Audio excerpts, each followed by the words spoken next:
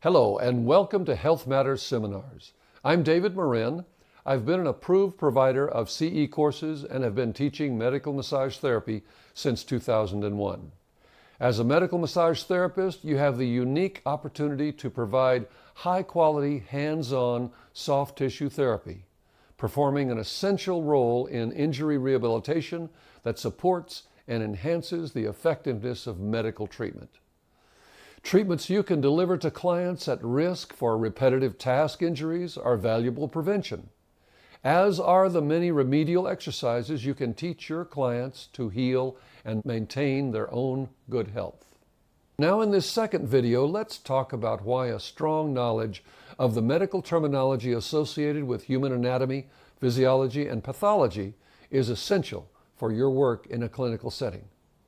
This is the language that doctors and dentists will use when referring a client to you. The common medical abbreviations used in SOAP notes and other medical reports are what you or your clients need to be able to file workers' compensation or auto insurance claims. So many of my students have told me that working with the medical terminology has richly enhanced their earning potential and made their practices more successful and rewarding. For instance, are you aware there are more than a dozen distinct pathologies in the arm, wrist, and hand? Would you know how to treat someone who came in saying they have cubital tunnel syndrome, or pronator teres syndrome, intersection syndrome, or de Quervain's stenosing tenosynovitis? Our courses are loaded with commonly used medical terms and names of a whole library of specific pathologies that you're likely to encounter.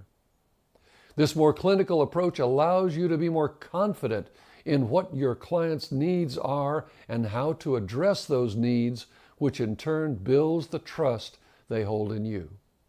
It allows you to map out an appropriate treatment plan and to better understand and communicate the limits of what massage therapy can provide, so essential for managing a client's expectations. Let me tell you a quick story. I had a client who had been putting off surgery, holding hope that massage or something could provide an answer to her severe lower back pain referring into her hip. She tested positive for the Milgram test and Valsalva maneuver, two of the three assessment protocols I commonly use for evaluating a bulging intervertebral disc. I advised her the obviously tight muscles in her back may actually be splinting, what the body does to protect a bulging disc, and that by treating those muscles we could actually leave her vulnerable to even more pain.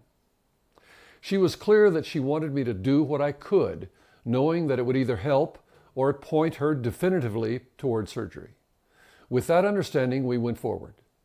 Though she was pleased that the treatment felt good at the time, the next day she was in considerable pain and made the decision to proceed with surgery. Though my treatment didn't get her out of pain, she thanked me for the thoroughness of my clinical approach and understanding her medical condition. I dare say, too, that the emphasis we place on anatomy, physiology, and pathology will make you a better therapist. Typically in massage school, students are told to stay away from the front of the neck, the inside of the upper arm, or the abdomen because of the potential for harm. To be thorough and get the best results for our client, these are areas that many conditions do often require treatment. To do the most for your clients, you need to know when and how to appropriately address everything that can be addressed. My approach to medical massage therapy is to go beyond knowing just the origin, insertion, and action of a muscle. You need to know how to interact with the muscle, to palpate, isolate, and to put it on slack, to locate trigger points and adhesions. Only then can it be effectively treated across the fibers, with the fibers, and with direct compression as needed, ending with passive and/or active stretch. That's clinical massage to me. I'm thrilled to be able to share with you some of the most important tools I've learned that will help you give massage treatments that are far advanced from what people typically get. For me, situating a client into the side-lying position with proper support from pillows is a real game changer. It not only takes their muscles into slack so you can feel for trigger points and adhesions, but it also allows you to easily access muscle groups that are otherwise hard to reach without having to contort yourself in damaging ways. Let me show you how easy it is to use pillows to set up a client just right. So after taking a history, let's just say that she has some discomfort in her back. And I'll often start with the side lying position because I find it so easy to get some very foundational work done in the side lying area before proceeding. And what I'll often do with lumbar, certainly with back, is to work the side lying position and then have her get up and walk around the table and notice and report back to say whether it's better or notices any change. And quite often I get very good positive results by working side lying position. So in positioning my client for the side lying position, another very important aspect for me, I like to show the way I do it so that you can really practice it in your practice. Because if I ask my client, typical client, to lay down on the side of the table, she'll lay down right in the middle of the table. And that's exactly where I don't really want her. So quite often I'll place a pillow there like that and I'll say to her, Amanda, I'd like your head right here. See, that caused her to scoot back exactly where I want her. So I've placed the pillow here and I have her on her side. Key thing, keep the spine straight. The thickness of the pillow must be just right to maintain her spine. I do not want her this way. If you set your client on the table and they're that way, change it. And I do not want her, I'm going to take it out, Amanda. I do not want her that way. Not good. Raise again, please. I want that pillow right there, tucked under her neck for good support. I want it in a relaxed position. I want the spine to be straight so that if I'm going to do neck work or whatever I'm going to do, the spine is straight. The second pillow, raise your foot, please, your whole leg, goes right along the angle of the lower leg. Not across. Raise again, please. Not just like that. It's better, trust me, if you go like that. And finally, believe it or not, if you'll raise your foot just a little bit, Amanda, I have found great value in placing another pillow just under the foot because it takes the pressure off either right here or here in the leg. And here's my invitation to you.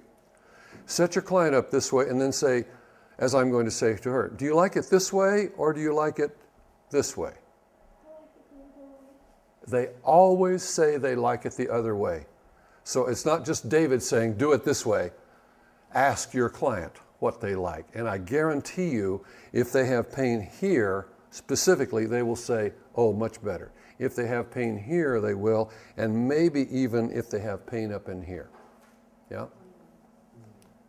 I've been collecting skills and techniques for over 35 years. It's been my honor to have offered what I've learned to thousands of students. Please pick and choose what works best for you to add to your bag of tools so that you can provide your clients with the best possible relief for their pain and dysfunction. Look for the third free video I'll be sending you in just a couple of days. In this next one, I'll also be announcing something very new in how I teach medical massage therapy that I think you'll find very exciting. Thanks for watching. Look for more videos coming your way in a few days. By the way, if you found value in what I shared with you today, please leave a comment below. I'll read it and respond to you. And of course, a great way to share all this with your community is through Facebook. Please feel free to share the link to this video on your Facebook page or post it to a friend's or group page. Again, thanks for watching. I'm David Morin for Health Matters Seminars.